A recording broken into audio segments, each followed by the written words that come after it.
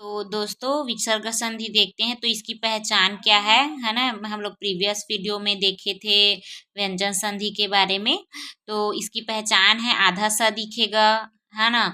जो स है वो आधा रूप में दिखेगा, वहाँ पे हमें विसर्ग संधि है। और ए की मात्रा सॉरी ओ की मात्रा दिखेगा, और ऐसे जैसे कि उर्वशी है ना या फिर विसर्ग है तो इसमें ऐसा है ना, तो यहाँ पे भी क्या है हमारा विसर्ग संधि है। तो इस प्रकार से अगर दिखता है तो आप विसर्ग संधि की पहचान कर सकते हैं। आधा सा वाला उदाहरण है, देखो निश्चल है ना, निह धन चल निश्चल, निह धन चय निश्चय, अह धन चय आश्चर्य, है ना। तो इस प्रकार से हमारा एक पहचान ये हो गया। अब है दूसरा कि अगर श दिखे है ना, स है ना, स का क्या हो जो आधा स है ना वो दिखे, जैसे कि नमस्कार, नमः धनकार नमस्कार, भास्कर भ धनकर भास्कर, परस्पर परह धन पर परस्पर। तो ये हमारा क्या है विसर्ग संधि है। मोटा मोटी इसमें यही है कि आपको ऐसे विसर्ग दिखे तो विसर्ग संधि है, लेकिन उसका संधि विच्छेद करना जरूरी है दोस्तों। तो संधि विच्छेद के लिए इसको समझना पड़ेगा। तो आधा श दिखे, जैसे कि देखो है ना, दुष्कर्म, तो इसमें कौन सा संधि है विसर्ग संधि है। धनुष टंकार, इसमें भी विसर्ग संधि है, और इसका संधि विच्छेद इस प्रकार से होता है। अब है देखो ओ की मात्रा के लिए मनोज, मनः धंजा मनोज, सरह धंजा सरोज, यशा धंदा यशोदा। तो ये हमारा विसर्ग संधि का उदाहरण है।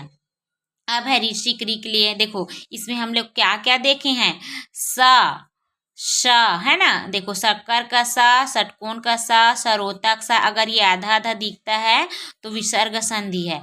साथ ही ओ की मात्रा वाला देखिए, अब री देखेंगे है ना, जैसे निर्दय, निह धन दय निर्दय, निर्भय, निह धन भय निर्भय। तो इस प्रकार से हमारा विसर्ग संधि हम पहचान सकते हैं।